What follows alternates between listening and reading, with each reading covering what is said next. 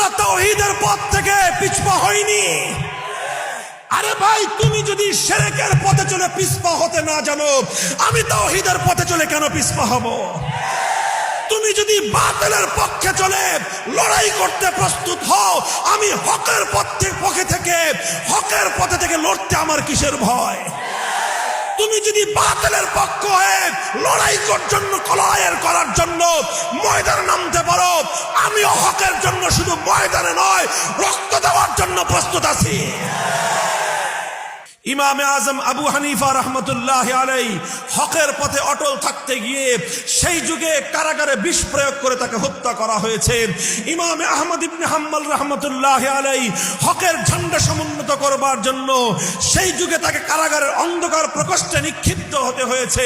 প্রতিদিন তার শরীরের মধ্যে ব্যত্যাঘাত করে করে রক্ত ঝরানো হয়েছে। ইমাম ইবনে তাইমিয়া রহমতুল্লাহ আলাইহি সেই যুগে জালিমের মোকাবেলা করে জুলুম এবং নিগ্রহের শিকার হয়েছেন। আরো বহু আগে ইমামে বুখারী রহমতুল্লাহ আলাইহি হকের ঝান্ডা সমুন্নত করতে গিয়ে নিজের দেশ থেকে দেশান্তরিত হয়েছেন। মুহাদ্দিসে আজম সুফিয়ানে সাউরি রহমতুল্লাহ আলাইহি হকের ঝান্ডা সমুন্নত করতে গিয়ে এলাকা ছাড়তে বাধ্য হয়েছেন।